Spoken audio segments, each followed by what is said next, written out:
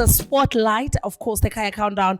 We always try to dig deep and find out why is this music charting? What do you love so much about it? But specifically, who are all these people that are bringing us this great music that we count down every single Saturday? So today on the spotlight, Sir LSG, we've been threatening that. I think we threatened even with the previous show that we're going to get Say LSG on the show. We have finally did it. We conquered. We are in his space and hopefully he'll be even more relaxed to chat to us. How are you doing, Say LSG? I'm good, thanks. How are you? It is lovely to see you. I'm not sure if I'm going to be relaxed because interviews are like... Mara, we came to you so that you can be relaxed. Give him a shot, please. Shut up. Give this man a shot. No, I'm kidding. But first and foremost, we were really happy to see your name coming through the charts. I think the sound of music, and I was saying this about 3 weeks ago, changes with seasons. It's ridiculous. So when you go into December, the chart will be purely dance. And then when you go towards another season, you'll see dance, but maybe calmer dance. And I think we are right in the season. Your song, 9 weeks now on the chart.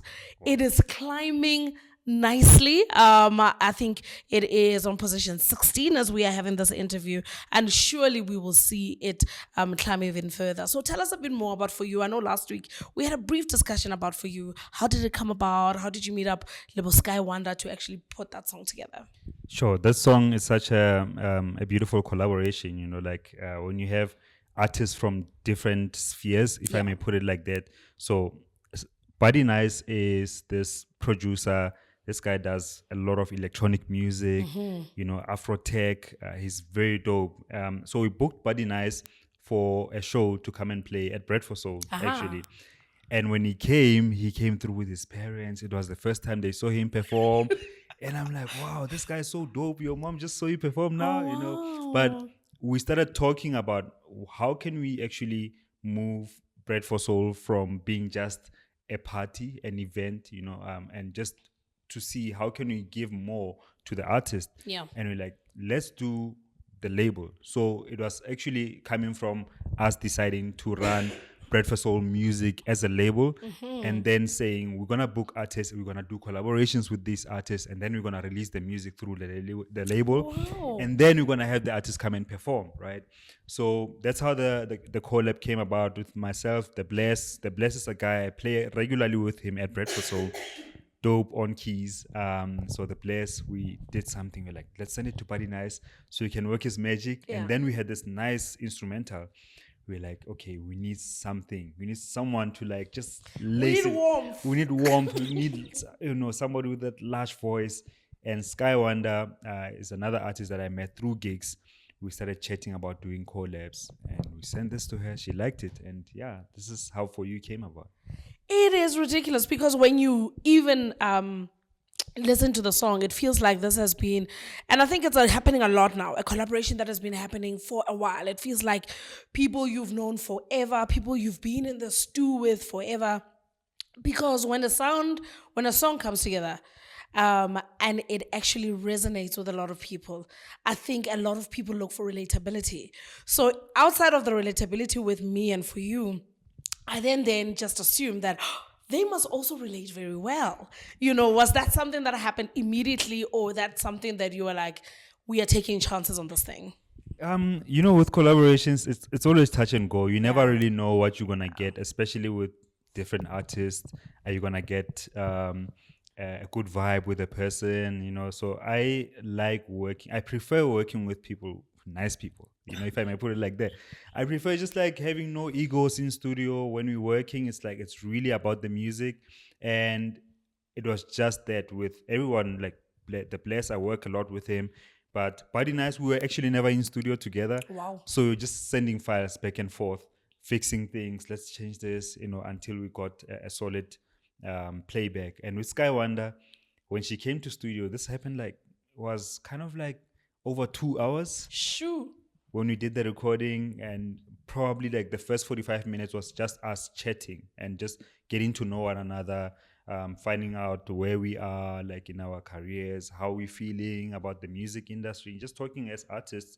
And actually that's what the song became about. It's like this thing of working and working, but also seeing that thing that you've been working for coming through is almost like I can see the light, you know, like Yeah. it's almost happening.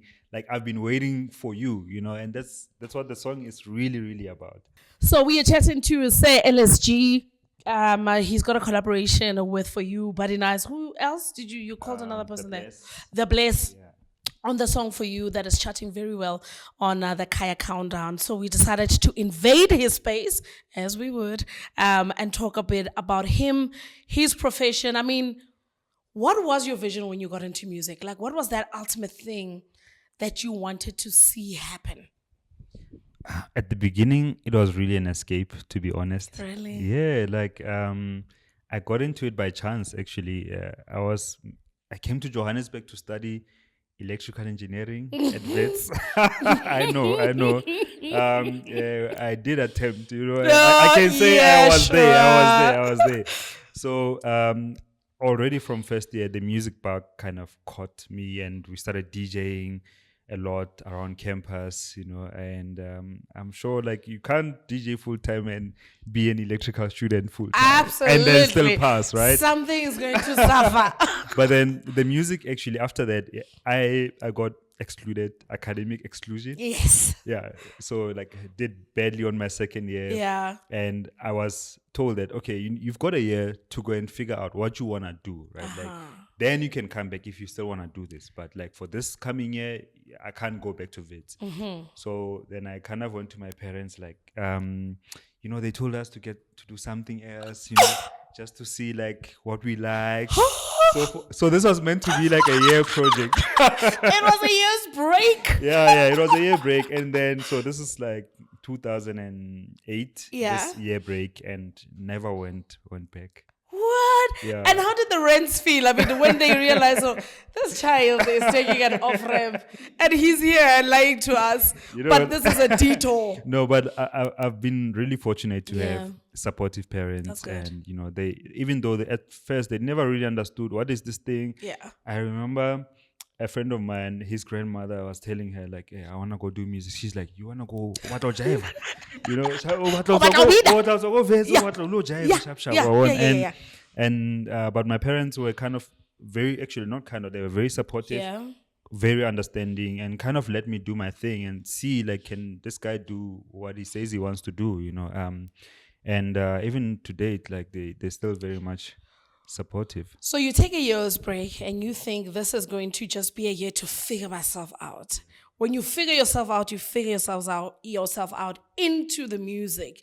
When do you then make the slam or the, okay, shucks, I'm doing this. I am actually going to push music as a career and find whatever success means to me? So what happened is I then studied I did a music production course, which was for a year. And then after that, I did a sound engineering course. So in my mind, I was always going to be somebody who's got a career somewhere and then does music also on the side. Not really on the side, but like I'm with full-time, you. know what Yeah. I mean?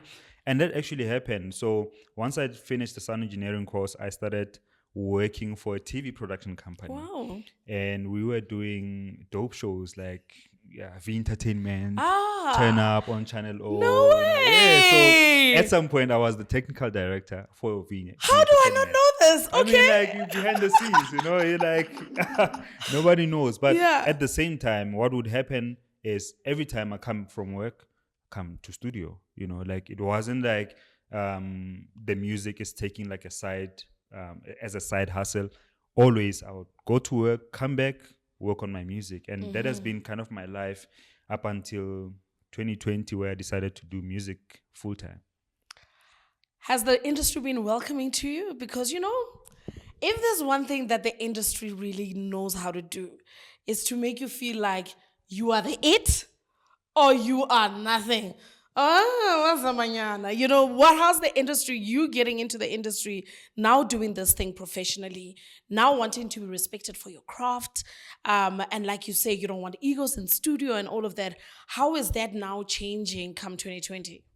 So after I took that decision to do music full time, it was a thing of also trying to balance can I actually make a living out of this? Like, can I pay rent? Can I pay school fees? Can I take care of myself? And those 10 years of working for this production company actually helped me a lot in discovering myself, like, and also being professional, so I wasn't just an artist, but I knew how to write an email, how to be professional, how to be on time, how to interact with people. So doing those shows alone, like, you could see the egos that artists can carry when the artists are on top, right? Absolutely. So they would come into studio. The red carpet is a problem, believe me. They don't greet anyone in the control room. They're just going there, and you see after 2 years, nobody else is talking about that person. There's another artist, right? Yeah. So it teaches you humility, Yeah. how to behave as an artist, and you'll never know, who you're talking to that might, open up something for you. But long story short, the industry for me, I never really judge what I don't get. I'm just really focused on what I do, what I can do for myself, for other people. And if I can achieve that, I feel like I've done it, everything else can happen or not happen. Like, it's really out of my hands. But you definitely had have actually a runaway train when it comes to Braful Soul. I remember probably the first few times I saw the poster, I was like, oh, so she just got a gig. But now that thing has caught fire. Yeah. It's literally running away. Yo, this thing, I'm scared even where it's going. Right? Yo, it's your Braful Soul, yeah. Yeah? Yeah. And how did that come about? You were booking people, you were having an event. You called it just an event, and then you tried to formalize it. But what was Braful Soul meant to do, and how has it actually surpassed what you thought it would do? Yeah, initially we thought we were just doing an event once a month, first Sunday of the month, getting people over. Obviously, like, we did have certain things that were driving the event in terms of, like, the values, the curation. So artistically, we knew what we wanted to do. But we never thought this was going to be what it is right now. It was mainly just an event, people coming together, and then we're done, right? So as this thing is growing and every month, like, selling out, we're like, hey guys, okay, listen, we need to really, like, it's serious business. We need to buckle down now. Yeah. So it became from being a party to being a business in a certain way, because now we knew how to create a party, but we didn't know how to run a business. Yeah. So now we're putting things in place that are enabling us to run a proper business, in a sense that it can have longevity, it can be sustainable too. We can have 5-year plans, stuff like that. But initially, it really, really was meant to be a party. But like what it is now, it's really a movement. It's a platform. Yep. We plug in so many artists. We've got a thing in the way we curate the lineups where we would be like, okay, we need to have a minimum of one DJ and one artist who's not from Joburg to come through and play. We need to have an X amount of ladies, whether it's DJs, performers. So in a lineup, there has to be a good representation of females. We need to have not more than one legend, because usually with our deep house, soulful house parties, they can be carried by names, So we try to let's have one legendary DJ and not more than that. Yeah. Let's have a lot of up and coming guys, a lot of producers who are doing dope music but never really get the recognition and the platforms, and that's what this thing has become. And luckily we've got the support of people, It is crazy how intentional you are with it, and I remember, I think it was my previous boss who always spoke about, when you're starting a brand, when you're starting to build a brand, right? You are the one hustling people to include you in stuff. Yeah. So you'll be calling, no, come get an interview. And then sales, you go comment, maybe, speak to my people. And then once it catches fire, isn't it ridiculous how people are calling you now to say, when are you having me on this thing? Oh my God. Oh my goodness. Listen, and we have to deal with that a lot. Yeah. But it's befitting, because when you have a platform that has grown and people can see that what it can do for them, but also what they can, also get put in into the platform to actually elevate it. I mean, this year I got a call from Black Coffee, Yeah, and I was like, that was a moment and a half. hey, I was like, hey, really? You wanna play here? He actually asked first. He's like, he sent me a message. He's like, hey, let me know when Yeah, you can take a call. I'm like, yeah. bruh, I can I take a can take a call call at 2 a.m. at 2 a.m. Listen, for you, I'll take a call. You know what I mean? And it happened like he saw what we've been doing with Braful Soul. He was very impressed with how it's really about the music, and nobody cares really who's coming to play. And that was very, very like dope. I think a highlight for us this year, definitely. So, as you know, as you might know, I work with Glenn Lewis, right? So Glenn said that, I think it was 2 weeks ago, he was like, the one thing about certain genres and certain spaces is you have to stick with it. Sometimes you are not on the red carpet. Sometimes you are not being booked left, right, and center. Sometimes the Yenos have taken over and there's nothing you can do about it. But you have to stay the course. How hard was for you? What was it? Was it for you to stay the course even when it was not the moment you're red carpet, even when it was not, even for your genre, even for Bread for Soul, when it was truly not its moment to shine or your moment to shine, and you have to stay the course, earn the stripes, and eventually, hopefully, you get to the red carpet. Yeah, it's such an important point that you're making, because like you'll never really know, right? Like, is this thing gonna catch? Especially if there's so much noise, there's so much popularity around different things, and things come in and out of fashion. But we been really all about this is what we know, and if you've got some kind of response that people really enjoy what you do, it doesn't have to be 1,000 people at first. When we started this event, I think we were doing like 250 people, and slowly we moved from one section of the venue to like a slightly bigger section. Then earlier this year we did a bigger thing. Yeah. But it's like doing things bit by bit, sticking to what you know, because that's like what is your authenticity, if I may put it like that people resonate with, because you can only, like, no one can do it like you. You know how to do this best, and if you are more intentional about it, at some point it just takes a bit of time for people to see it and a bit of effort. But if you do it right, like, I mean, it's just a matter of time, and also it's a blessing. Another thing I wanted to say that sometimes it's just God's favor, because like you can do so many things correctly and things might not happen maybe at a certain time. Maybe the timing is not right. So we've been really, really blessed that everything that we've been doing is kind of aligning. Yeah. Yeah. I mean, the I think it was Ed Sheeran who said that, kids now want the Instagram picture. They want that final product. And they actually don't realize just how much crafting goes into getting that beautiful picture on Instagram. And I think that is something we don't preach enough, especially with the eruption of social media, the eruption of technology. It's almost taking away the stripes. And you see young kids falling out so soon just after they started. You say you plug DJs. Is that even a conversation in the music space to say, you know what, guys, actually, it might suck now, but it might be better. The best thing you can do for yourself is stick to what you believe is true and is truly yours. It's both sides of the coin, and what I mean by this is that, on the one hand, I've had a good run, in a sense that I knew that with the stability of a job, I could make music without needing to release. There was no pressure. There was no pressure to release music. So certain things were taken care of.